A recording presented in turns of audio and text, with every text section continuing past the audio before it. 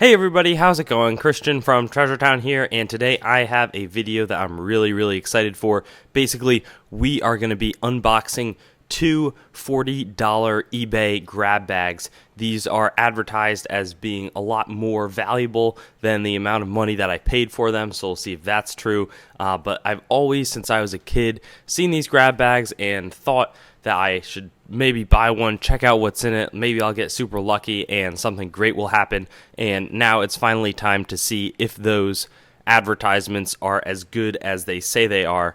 I always see them and it promises incredible value for the amount of money that I paid. So I dropped $80. This package right here was $38.98, and this package was $43.08 after I factored in the taxes, shipping, and original cost. Both, again, purchased on eBay. I'll have links or photos up kind of showing what lots they came from, and what I'll do is just go through them with you guys, open them up, and see if the value and what's promised comes through. I doubt that they're going to actually undersell me and not include things that they promised, but I also have a feeling, and this is the reason I haven't bought them in the past, that maybe their contents are not going to be quite as good as they promised. So let's open it up, and I'll have a running total with the amount of value compared to what I spent in the bottom.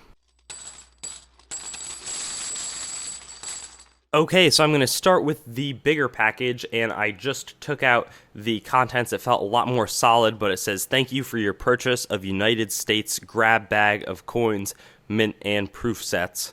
Approximate value up to $60. Now, the big thing that I noticed when it says up to $60 is they're just saying it could be $60. That zero is also up to $60. So we'll see what that means. Please remember to leave feedback. It really helps with my eBay standing. This is the pricing breakdown for your lots, and then I saw some prices listed, and I assumed that it listed out everything, so I looked away pretty much as soon as I could. The big thing here is I didn't want to just read off the list of items. I wanted to actually look at them live with you, and they really were not too specific in terms of what they said would be the contents, so that kind of makes it more fun for me. But I'm just going to open this up here. They definitely packed it well. Alright, so now I'm back, and I've got a slit that hopefully will, hold up. I'm just going to reach in and pull coins out one at a time. So this, check that out. It's an 1865 2-cent coin, and it's in a folder. It looks quite worn, and the first thing that I'm going to do is cut it out so that we can get a closer look behind the plastic, making sure that I don't damage the coin in the process here. But there it is. I'll show you, for those of you, especially if you don't know what a 2-cent coin would look like. Here it is, and this is really in pretty crummy shape. Normally in this banner it would say "In God We Trust." 1865 is quite a common date for the series, but there you go, 2 cents. It's got the nice wreath, United States of America. So that's a relatively valuable coin. I would probably guess that this is in the range of 5 to 10, and I'll be updating with what the real values should be. But I would say that this is a $5 to $10 coin based on the condition and the date. I know 1864. There's there's small letters, large letters designation that can end up getting you a little bit more money, but that's a solid start to this. At least we got a pretty cool coin. Has some interesting numismatic significance. Next up, we got, let's check this out. I don't even know what this is. 1976 bicentennial first day cover, and it's got some interesting stamps here. That's the signing of the Declaration of Independence. Philadelphia, July 4th, 1976, first day of issue. So this would have been the first day that they were released. The American Revolution Bicentennial Administration. We'll see what's inside this. It's definitely a variety lot. I'm not going to read off everything that's in here, but it looks like some stamps. The stamps are a representation of the famous painting. Yep. So just kind of explaining a little card here, but we've got a token, I think. So I'll take a look at this token here. And Declaration of Independence, life, liberty, and the pursuit of happiness. Definitely not going to be anything in the way of a precious metal, but I can tell you the value, it'll reflect down there. So that's interesting. That's something that I probably would not pay really anything for, to be perfectly candid, if I was looking to if somebody offered it to me just on its own. But that's what it'll be. And then here it feels like some folders, so let's see what we got. It's a Roosevelt dime collection starting 1946, so hopefully all these will be filled with silver. That would be pretty crazy. And let's see, no silver coins from 1946, which is the starting year, to 1954.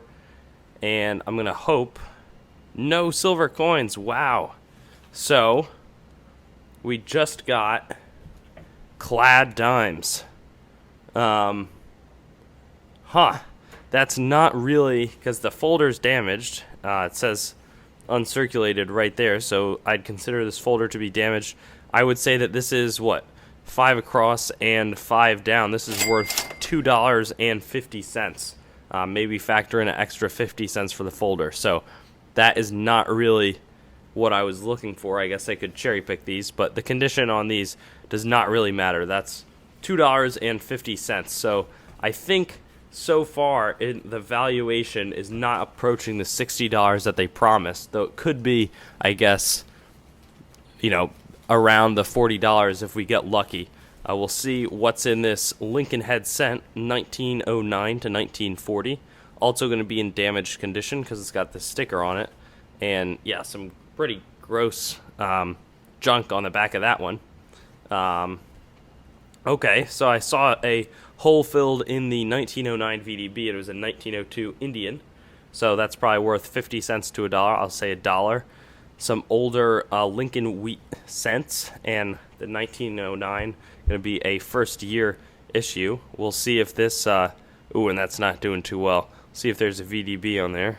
Does not look like it. We're looking for the VDB just below the bottom there. So that is okay on value. We'll see if there's any key dates. These normal Philadelphia mint, no mint mark coins have relatively little. I'd say 5 to 10 cents each in terms of their value, and there's no critical dates here, so kind of a disappointment in that regard. So that folder is not going to be worth too much either. We'll see. Then what I'm going to do is I'm going to circle back to their valuation of everything, and I'll see if how my valuation compares to theirs. Let's see what this is. Hopefully it's not just regular nickels. It's a nickel collection, 1913 to date. So maybe some buffaloes. No buffaloes. Does not seem to be the case. But we've got some normal date. We'll see if there's any silver ones that they snuck in there. But a bunch of relatively normal. I would value these, 1941, that's probably worth 10 cents, as would a 1946, 47, 48. And we'll see. It says 36. That's not quite right, though. Those are 1970, 1971. What's that? I want to zoom in. That maybe those two are older right there. It says 59, 59D. 77, 70D. So a lot of kind of just common change. So definitely not too valuable. Not too valuable there. So another pretty disappointing folder. And then I guess we got to close things out here. We'll see what's in this. Jefferson Nickel Collection 62. That's not too promising. Yeah, just more normal, 62 and on, these coins are not going to be worth anything over 5 cents unless there's an error, and none of these appear to be errors, though I haven't cherry-picked them. So a pretty disappointing, I'm going to be updating the values down there. Pretty disappointing so far. We got these 4 folders. We got the 09, which is now separate. There was an Indian head cent in there. We got this 1865 2-cent coin, pretty worn shape. That's definitely the best find. And then this bicentennial. So let's compare our breakdown with theirs. So they're going to tell me that the 1865 2-cent coin is worth $15. So I'd probably estimate at about half, but maybe it's $10. The Lincoln Cent Whitman incomplete with Indian head, I would put that probably worth around $2, $2.50. And they're going to tell me it's 15, so I disagree. 2 Jefferson Whitmans incomplete. Again, they say $15. I'm going to go more like $5 or $3. Roosevelt Dime Whitmans incomplete, $5. I'm going to say $2.50.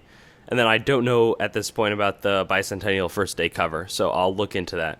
But based on their other valuations, it's worth less than the Jefferson Whitmans. So definitely disappointed with that. I'd seen some other ones, and they were pretty bad, but they weren't this bad. So we'll see. We'll move on to our next unboxing. All right, and here's the next package. That was our more expensive one, so that was a $43 purchase. This is going to be a $39 purchase, and I'll just cut it open and get into it very similar to the last style of the video. But we're definitely hoping to improve because that was I can almost call it a scam. But we'll see what this one looks like. All right, so now I've opened it up, and I'm going to pull this out, and it looks like I'll make sure that there's nothing. Oh, there is something in here. This pink, no, it was just a video. I'm going to look at this off camera briefly. All right, so here's what I have. That was just saying basically like thank you, and it wasn't anything too crazy.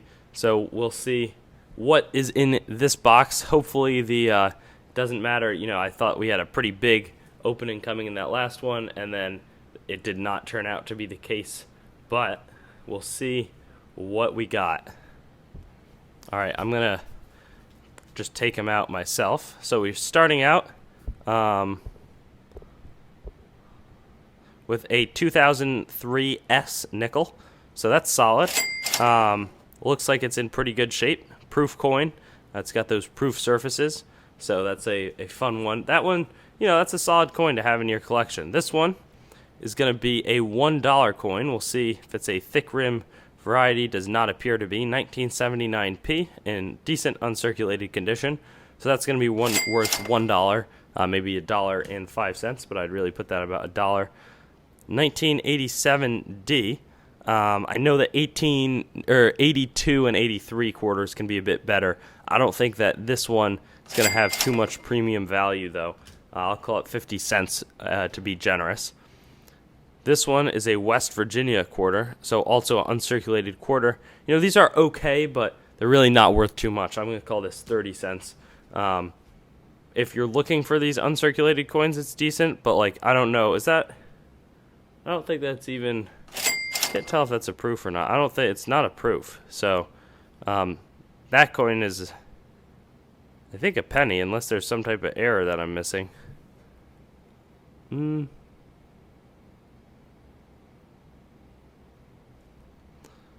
Nope, it's a close AM, so I think it's wide AM. It does not appear to be anything wild. Here's another proof coin, so it's kind of nice. Is this one maybe silver? 1981S. Don't think it will be. But that's a sharp, good-looking proof coin. So I'll say that one is a $1. That's a cool coin to find. Hopefully we got a few more older ones. Here's a 1959 in pretty good condition. Nickel. Looking for the mint mark on the back right there. There would have been a D if it was from Denver, but instead it's from Philadelphia. These coins, a lot of good quality, good condition coins, but they're not really too much numismatic premium or value. 1962 proof penny. It's a nice older coin. Looks good. That one might be worth a little bit more than some of the other ones. This one is silver and proof. 1962 proof silver coin. Yeah, there you go. It's a dime. Probably worth, I don't know, $4, something like that. The silver value is about $1.30 in that, but there's got to be a little extra value. Now, there's something right here. I don't know what's going to be in that bag. Right here, maybe all the uncirculated ones come in these flips. A 1960 nickel.